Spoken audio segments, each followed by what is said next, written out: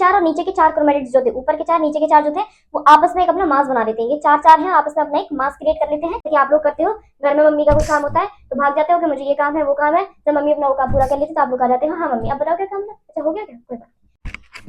Video को like भी कर देना। तो हेलो पिजन, स्वागत है आपका फिर से मेरी एक नई वीडियो में, जिसका हमारा टॉपिक होने वाला है cell mitosis and cell meiosis. क्योंकि ये बहुत ही ज्यादा इंपॉर्टेंट चैप्टर है, तो उसको ध्यान से जरूर देखिएगा।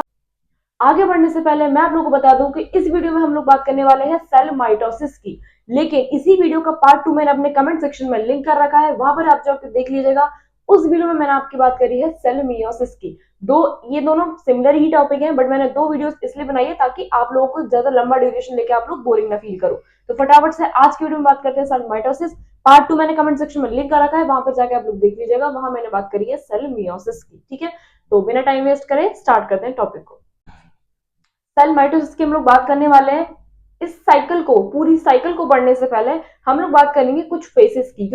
एनसीईआरटी के थ्रू देखें या फिर मैं अपने खुद से भी बताती हूँ कि सेल माइटोसिस स्टार्ट होने से पहले कुछ फेजेस आते हैं, वो फेजेस वो साइकिल गुजरती है, देन वो अपनी जो उनकी एक्चुअल साइकिल है वो चलती है। तो सेल माइटोसिस में कुछ फेजेस आते हैं, बात करते हैं। सबसे पहला फेज होने वाला है हमारा इंटरफेस। इंटरफेस क्या है देखिए जरा, यानी सेल माइटोसिस जो है वो स्टार्ट कहां से हो रही है, इंटरफेस से। इंटरफेस क्या है, represent the phase between two successive M phase, यानी एक ऐसा फेज है, दो एम फेज के बीच के जो फेज है उसको हमने नाम दिया है इंटरफेस। समझ में आ गया।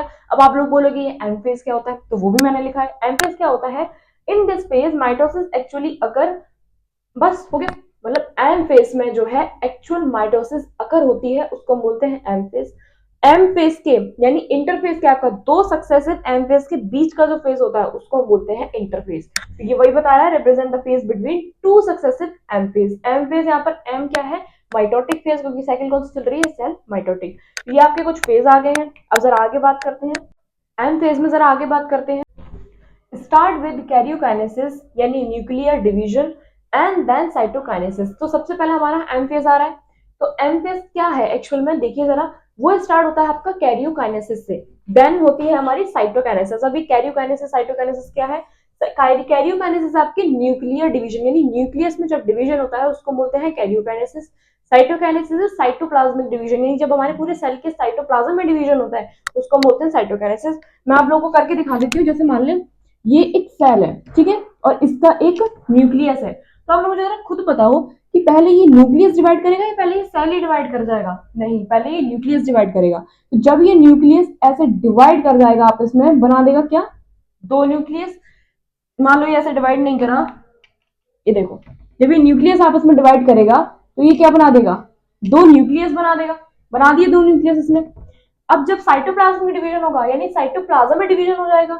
जब ये साइटोप्लाज्म में डिवीजन हो गया तो दो साइटोप्लाज्म अलग हो गए और उनका एक एक अपना न्यूक्लियस बन गया। ठीक है, समझ में आया। न्यूक्लियर डिवीजन यानी जब न्यूक्लियस में डिवीजन हो यानी कैरियोकाइनेसिस, साइटोप्लाज्म में डिवीजन इज साइटोकाइनेसिस जब साइटोप्लाज्म में डिवीजन होता है। तो ये होता है आपको किसमें, एम फेज में। अब आगे बात करते हैं। अब कुछ जरा फेजेस आने वाले हैं जिनको बोलते हैं G1 phases, G2 phases, S phase. जी यहाँ पर रेफर करता है आपका गैप। तो G1 फेज की पहले बात करते हैं। ये आपका एम फेज के एम फेज में ही हो रहा है, ये सब G1 फेज G2 फेज सब आपका एम फेज में ही हो रहा है। तो देखो जरा, G1 फेज आपका क्या कहता है, बहुत इंपॉर्टेंट है। तीन फेज आपके आने वाले हैं, G1 फेज, G2 फेज और एस फेज। ध्यान से समझना, बहुत इंपॉर्टेंट है। मतलब शायद ही कोई ऐसा साल गया होगा जो एनटीए वालों ने इसमें क्वेश्चन नहीं डाले होंगे, हर बार इसमें से क्वेश्चन आता है। ठीक है, G1 फेज देखो जरा, interval between mitosis and the initiation of DNA replication. सुनो जरा ध्यान से। G1 फेज के बाद मैं आप लोग को बता देती हूँ, चलो एक हिंट देती हूँ जिससे कि आप लोग अच्छे समझ जाओगे। G1 फेज के बाद हमारा आता है एस फेज, जिसमें होता है आपका डीएनए रेप्लिकेशन। अब समझ में आएगा। G1 फेज के बाद मैं खुद भी पढ़ाऊंगी एस फेज, जिसमें हमारा होता है डीएनए रेप्लिकेशन। तो ये G1 फेज क्या है, इंटरवल बिटवीन माइटोसिस, क्योंकि G1 phase, S phase, G2 phase, ये तीन फेज आते हैं, उसके बाद जाके एक्चुअल माइटोसिस जो है वो स्टार्ट होती है। ठीक है, तो G1 phase interval between mitosis और इनिशिएशन ऑफ डीएनए रेप्लिकेशन, यानी माइटोसिस और डीएनए रेप्लिकेशन की शुरुआत होने तक का जो भी गैप होता है वो होता है हमारा G1 फेज। समझ में आया। क्योंकि G1 फेज के बाद आता है एस फेज, जिसमें क्या होता है, डीएनए रेप्लिकेशन, यानी अभी डीएनए रेप्लिकेशन शुरू नहीं हुआ है, अभी केवल इनिशिएशन हुआ है, यानी डीएनए रेप्लिकेशन अभी स्टार्ट होना शुरू हुआ है। तो इंटरवल बिटवीन माइटोसिस जब होगी और इनिशिएशन ऑफ डीएनए रेप्लिकेशन के बीच का जो भी गैप होता है, जो भी इंटरवल होता है, उसे हम बोलते हैं G1 फेज। अब आगे बात करते हैं S फेज की और G2 फेज की। आगे बढ़ने से पहले जरा आप इस साइकिल को देखो, फिर आराम से समझ जाओगे। देखो जरा, हमारी जो साइकिल है, पहले वो जो सर्कल है, मान लो एक व्हील है, ठीक है, और हमारा जो व्हील है वो मूव कर रहा है ऐसे, इस डायरेक्शन में, ठीक है। तो सबसे पहले जो हमारी स्टार्टिंग हो रही है, जैसा मैंने आप लोगों को बताया कि G फेज से हमारी स्टार्टिंग होती है, समझ, ठीक है। G1 फेज के बाद हमारा क्या आ रहा है, ऐसे चल रही है साइकिल, तो G1 फेज के बाद क्या आ रहा है, हमारा S फेज आ रहा है। इसको जरा दिमाग में रखो, आराम से समझ जाओगे। G1 फेज के बाद हमारा आता है S फेज, S फेज के बाद हमारा आ रहा है G2 फेज, G2 फेज के बाद हमारा होगा prophase, then metaphase, then anaphase, then telophase, then होगी हमारी साइटोकाइनेसिस, और उसके बाद क्या आता है हमारा जी नॉट। जी नॉट का मतलब भी बताऊंगी, एक ऐसी क्वाइसेंट स्टेज, यानी जो सेल है हमारा वो क्वाइसेंट स्टेज में एंटर कर जाता है, यानी अब उसमें और डिवीजन आगे नहीं होगा। तो वो बात की बात है, आप लोग समझोगे। बट मैंने आप लोग को बता दिया ताकि आप लोग कंफ्यूज ना हो कि सबसे पहले हमारा जो सेल है वो हमारा जाता है G1 फेज में, देन जाता है S फेज में। S फेज में हमारा डीएनए रेप्लिकेशन भी होता है, अभी बताऊंगी, नो डोंट वरी। देन हमारा जाता है G2 फेज में, then and prophase, metaphase, anaphase and telophase. ये जो सारे फेजेस हैं ये है हमारा एम फेज पूरा, क्योंकि माइटोसिस एक्चुअली कहाँ हो रही है, यही तो हो रही है, प्रोफेज में, मेटाफेज में, एनाफेज में, टीलोफेज में, एम फेज ही तो है सारे। तो हमारी जो एक्चुअल माइटोसिस हो रही है वो हो रही है हमारी एम फेज में। जो प्रोफेज, मेटाफेज, एनाफेज ये सब क्या है, हमारे एम फेज में आ जाते हैं। उसके बाद हमारा आ रहा है साइटोकाइनेसिस हो जाएगा, जी नोट हो जाएगा, वो सब मैं बता दूंगी, आपको टेंशन नहीं है। मेरे को बस आप लोगों की टेंशन ये खत्म करनी थी कि सेल साइकिल एक्चुअल में स्टार्ट कहां से होती है और एंड कहां पर हो रही है। स्टार्ट हो गई हमारी G1 फेज से, G1 फेज हम लोगों ने पढ़ लिया। अब आगे बात करते हैं एस फेज की। एस फेज में क्या होता है, एक्चुअल डीएनए रेप्लिकेशन अकर, समझे। G1 फेज में क्या हो रहा था कि इनिशिएशन ऑफ डीएनए रेप्लिकेशन, यानी तैयारी की जा रही थी, भाई डीएनए रेप्लिकेशन होने वाला है, चलो चलो प्रिपेयरिंग करो उसके लिए। एक्चुअल जो डीएनए रेप्लिकेशन होता है वो किसमें होता है, एस फेज में। मैं आप लोगों को बता नहीं सकती, अनगिनत क्वेश्चन आ चुका है एस फेज पे और इस पे कि डीएनए रेप्लिकेशन किस फेज में होता है। ऑप्शन दे देंगे आपको, G1 phase, G2 phase, M phase या एस फेज, क्या लगा क्या होगे, एस फेज लगा क्या होगे।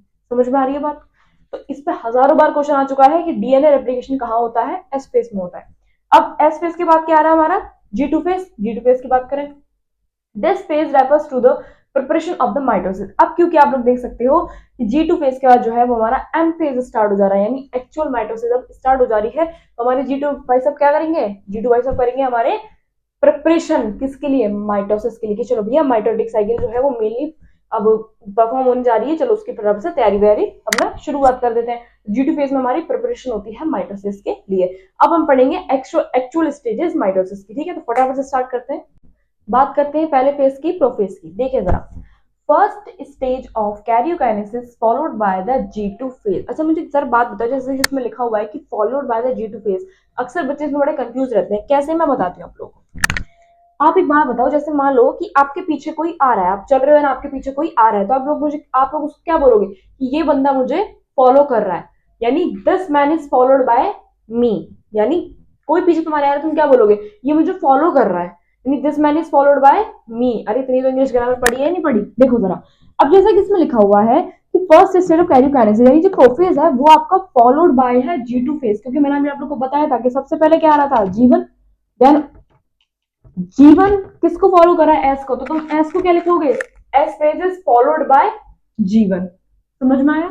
अब मैंने क्या लिख दिया यहाँ पर, G2, तो G2 phase is followed by S phase.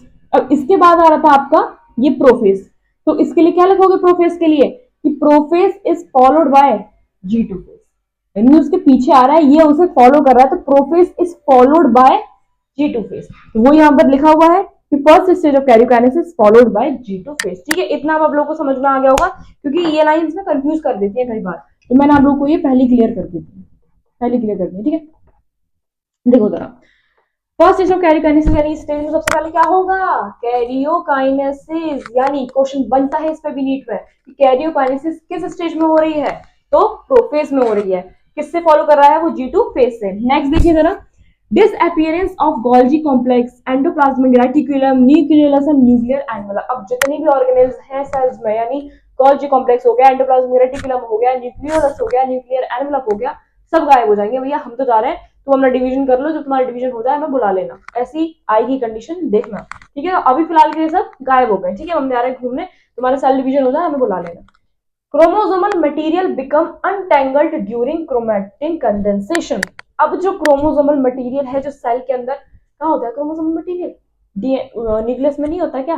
जब न्यूक्लियस जो है वो वही डिसअपियर हो गया तो क्रोमोसोमल मशीन का एक बात बताओ, मान लो तुम्हारे घर की छत उड़ जाए तो तुम पागल ही हो जाओगे, अरे हम कहाँ जाए, छत उड़ गई। तो जब न्यूक्लियर एनवेलप डिसअपियर हो गया तो क्रोमोसोमल मटेरियल भी क्या कर जाएंगे, अनटेंगल्ड कर जाएंगे, जो बेचारे जोड़े पड़े थे वो अलग अलग हो जाएंगे। ठीक है, तो किसके दौरान, क्रोमैटिन कंडेंसेशन, यानी जब ये क्रोमोसोमल मटेरियल अनटेंगल्ड हो रहे होंगे, उस प्रोसेस को हम बोलते हैं क्या, क्रोमैटिन कंडेंसेशन।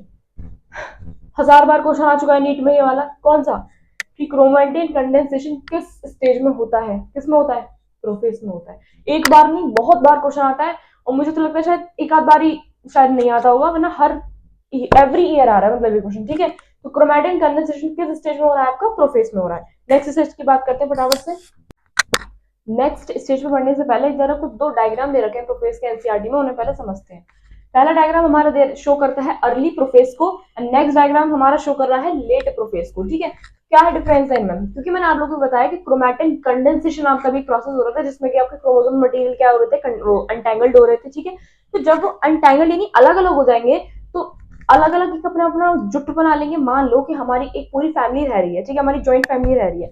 जब मान लो शादी हुए, बड़े बड़े हम लोग हुए, अरे वो छोड़ो, ज्वाइंट फैमिली छोड़ो, हम लोग 4 लोग रह रहे हैं घर में, मम्मी पापा ब्रदर सिस्टर जो भी है अपना। ठीक है, हम लोग 4 लोग रह रहे हैं। जैसे जैसे हम बड़े होते जाते हैं, जैसे कि हम एक ही बेड पे सो जाते हैं, नहीं, हम लोग क्या हो जाते हैं, अलग अलग हो जाते हैं, हमारे अलग रूम्स हो जाते हैं, हमारे अलग बेड हो जाते हैं।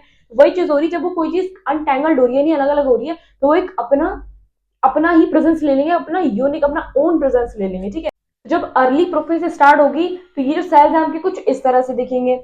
एंड जब लेट प्रोफेज यानी अब प्रोफेज खत्म हो चुकी है, क्रोमोसोम जो क्रोमैटिन मटेरियल्स हैं अब वो क्या कर चुके हैं, कंडेंस्ड। यानी कंडेंस्ड का क्या मतलब होता है, कंडेंस्ड यानी जुट चुके हैं। क्रोमोसोमल मटेरियल अनटैंगल्ड हो रहे हैं, लेकिन जो अब वो अनटैंगल्ड हो गए तो वो अपने एक सेपरेट ले लेंगे ना, जो भी उनका अपना सब कुछ सेपरेट होगा कि भैया मैं अकेला हूँ, अपने आप को खुद संभालूंगा। तो वो लेट प्रोफेज यानी प्रोफेज अब खत्म हो रही है, तो उसमें ये सेल्स किस तरह से दिखाई दे रहे हैं, यानी अब लोग अब ये अपने घर से या अपने किसी के बच्चे नहीं है जो केवल मतलब मम्मी पापा की हेल्प से ही अपने सारे काम करेंगे। अब ये खुद अपने में ओन हो चुके हैं, ये खुद अपने आप से सब कुछ कर सकते हैं। तो ये अब कुछ इस तरह से आप लोग लेट प्रोफेज में सेल्स जो है वो इस तरह से आपको दिखेंगे। अब फटाफट से बात करते हैं नेक्स्ट फेज की। बात करते हैं जरा सेकंड फेज की, which is metaphase. Important phase है, ध्यान से सुनना। Complete disintegration of the nuclear envelope, यानी जो प्रोफेज में न्यूक्लियर एनवलप का जो डिसइंटीग्रेशन हुआ था, यानी वो गायब हो गई थी, डिसअपीयरेंस हो गया था, इसमें क्या हो जाएगा, बिल्कुल कंप्लीट हो जाएगा। अगर थोड़ा बहुत रह भी गया होगा तो टोटल न्यूक्लियर एनवलप जो है वो आपके यहाँ पर डिसअपियर हो जाएगी। सेकंड पॉइंट क्या कह रहा है, spindle fibre attach to kinetochore of the chromosome, यानी जो अब स्पिंडल फाइबर्स है, क्या होती है स्पिंडल फाइबर, जरा मैं आप लोग को बताती हूँ। जैसे कि मान लो ये क्रोमोसोम का स्ट्रक्चर है, सबने देखा होगा, ये आपका क्रोमोसोम का स्ट्रक्चर होता है, सबने देखा होगा। ये जो आप देख रहे हो उसको हम बोलते हैं काइनेटोकोर। क्या बोलते हैं उसको हम, काइनेटोकोर, क्योंकि यहाँ पर बात कही गई है। एंड जो इनसे अटैच होती है कुछ फाइबर्स, जिसको हमने, ये फाइबर्स आप लोग देख रहे हो ना, ये फाइबर्स, ये फाइबर्स जो है इन्हीं को हम बोलते हैं स्पिंडल फाइबर। क्या है ये आपकी स्पिंडल फाइबर। डायग्राम मैंने बनाया हुआ, जरा गौर से देखो कि spindle fibre are attach to kinetochore of the chromosomes. ये रहे आपके क्रोमोसोम्स, क्रोमोसोम्स दिख रहे हैं आपके, क्रोमोसोम्स ये स्ट्रक्चर है, देखो 2 डिप्लॉइड क्रोमोसोम, इनमें स्पिंडल फाइबर आके अटैच हो गई है, किससे, क्रोमोसोम के काइनेटोकोर से। ये रहा बीच का काइनेटोकोर, देखो ये रहा काइनेटोकोर। ठीक है, स्पिंडल फाइबर अटैच हो गई है क्या, क्रोमोसोम्स के काइनेटोकोर से। थर्ड पॉइंट क्या कह रहा है, chromosomes are move to spindle equator and get aligned through the spindle fibre to both poles. देख सकते हो आप लोग कि ये इक्वेटर पे आकर अलाइन हो गए हैं, सारे के सारे क्रोमोसोम्स इक्वेटर पे। अरे अर्थ का स्ट्रक्चर भी देखा होगा, बीच की लाइन को क्या बोलते हो, इक्वेटर बोलते हो। तो इक्वेटर पे आकर अटैच हो गए हैं दोनों पोल से, किससे ज्वाइंट है ये क्रोमोसोम, स्पिंडल फाइबर से। तो ये फेज जो है इंपॉर्टेंट है, इसमें से क्वेश्चंस बहुत बनते हैं, इसलिए ध्यान रखना। नेक्स्ट फेज पे चलते हैं, जरा बात करते हैं थर्ड फेज की, विच इज एनाफेज। एनाफेज में क्या हो रहा है, जरा देखो जरा, centrosome split and chromatid separate, यानी यहाँ पर आपका जो सेंट्रोसोम है वो स्प्लिट हो जा रहा है, यानी अलग हो जा रहा है, और जो आपके क्रोमैटिड्स हैं वो सेपरेट हो जा रहे हैं। अब क्रोमैटिड्स क्या होता है, जरा देखो, ये आपके क्रोमोसोम्स है, ठीक है, और यहाँ पर डिप्लॉइड क्रोमोसोम्स, क्योंकि मैंने आपको मेटाफेज में भी दिखाया था कि डिप्लॉइड क्रोमोसोम्स की यहाँ पर बात चल रही है। तो ये क्रोमोसोम्स है, इनमें से इसको और इसको अगर मैं अलग कर दूं तो इस सेपरेट को आप बोलोगे क्रोमैटिड, और ये जो पूरा है आपका इसको आप बोलोगे क्रोमोसोम। समझ में आ रहा है, दोबारा बताऊं, ये आपका अरे यार एक तो मुझे अपनी मार्कर पे इतनी गुस्सा आती है ना। ये आपका क्रोमोसोम होता है, देखो इधर ये आपका क्रोमोसोम होता है, ठीक है। अगर मैं इन क्रोमोसोम्स को अलग कर दूं, इस वाले को अलग कर दूं और इस वाले को अलग कर दूं, तो ये आपको सेपरेट है, इसको आप बोलोगे क्या? क्रोमैटिड। क्या बोलोगे आप इसको? क्रोमैटिड। एंड जो ये पूरा है इसको आप बोलोगे क्रोमोसोम। अब समझ में आया आप लोगों को क्रोमोसोम और क्रोमैटिड में क्या डिफरेंस है? समझ में आ गया होगा, ठीक है।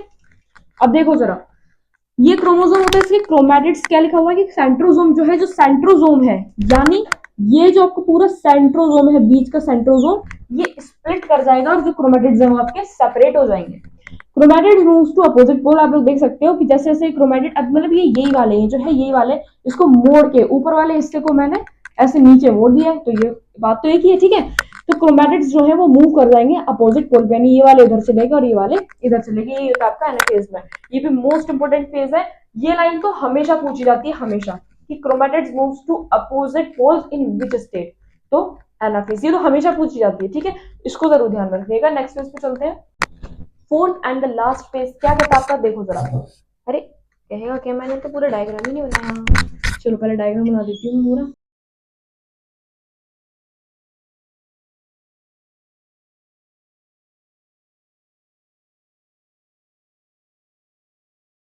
टीलोफेज क्या कह रहा है आपका?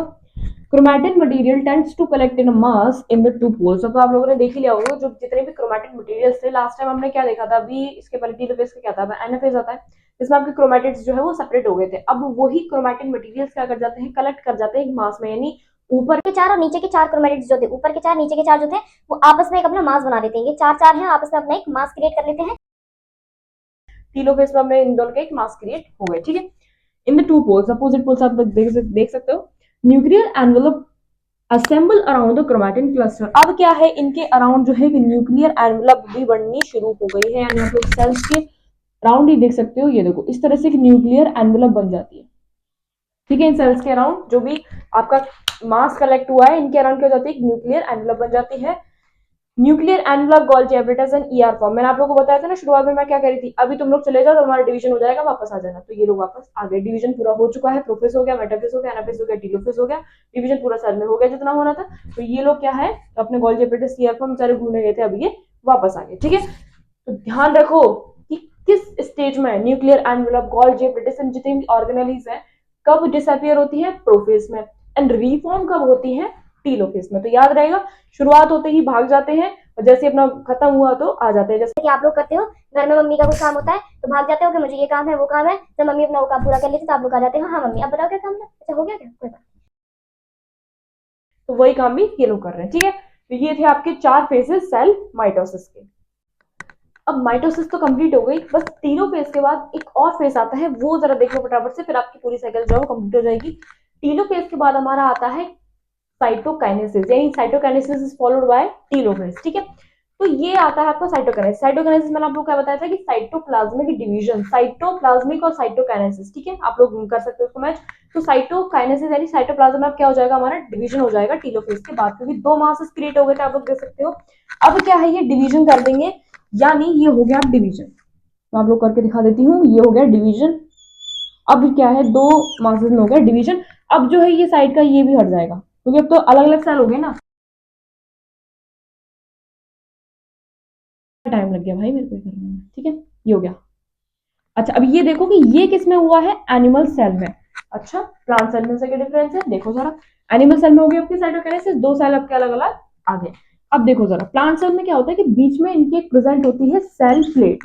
ये आपके प्लांट सेल की बात चलती है। सेल प्लेट जो है वो आपके एनिमल सेल में नहीं होती, केवल प्लांट सेल में होती है। तो दो सेल्स के बीच में क्या होती है? Cell plate. होता वही है साइटोकाइनेसिस करके, ये भी अपना अलग अलग आ जाते हैं ऐसे। मार कर मुझे क्यों दगा देता है, ठीक है। ये देखो अलग अलग सेल्स निकल जाते हैं, इनकी भी साइटोकाइनेसिस हो गया, से अलग अलग आ जाते हैं। बट जब तक ये एक ही एनवलप में होते हैं तो इनके बीच में प्रेजेंट होती है सेल प्लेट। वो एनिमल सेल में नहीं होती है, वो प्लांट सेल में होती है। एनसीईआरटी में इतना नहीं दिया हुआ है, बट एनसीईआरटी में केवल दिया हुआ है कि एनिमल सेल और प्लांट सेल में डिवीजन हो जाता है, ठीक है। तो मैंने आप लोगों को बता दिया है, साइटोकाइनेसिस ये होती है आपकी टीलोफेज के बाद में।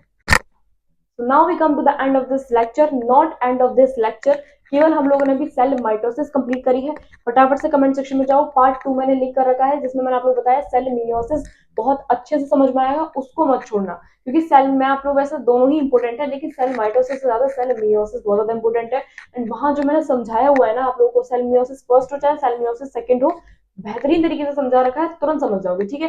नीट में जितने भी आने वाले क्वेश्चंस थे वो मैंने आपको यहाँ पर भी बता दिए, वो मैं आपको वहां पर भी बताऊंगी कि नीट में कहाँ से क्वेश्चन ज्यादा आते हैं और क्या क्या इंपॉर्टेंट क्वेश्चन है जो इस साल भी आ सकते हैं, ठीक है। तो thank you so much, keep studying and अभी जाओ कमेंट सेक्शन में जाओ, पार्ट 2 को खोलो और अभी देखो सेलमेट किसी टॉपिक को ना पढ़ के रैप करके बिल्कुल अलग करके रख दिया करो कि मेरे को ये हो गया, इसकी मैंने पीएचडी कर ली है, मैं नेक्स्ट टॉपिक की पीएचडी करने जा रहा हूँ, ठीक है। तो फटाफट से जाके पार्ट 2 खोलो और उसको भी अभी जाकर पढ़ो, भले ही 2x पे देख लो लेकिन अभी जाकर पढ़ो, ठीक है। Thank you so much. Video को लाइक भी कर देना।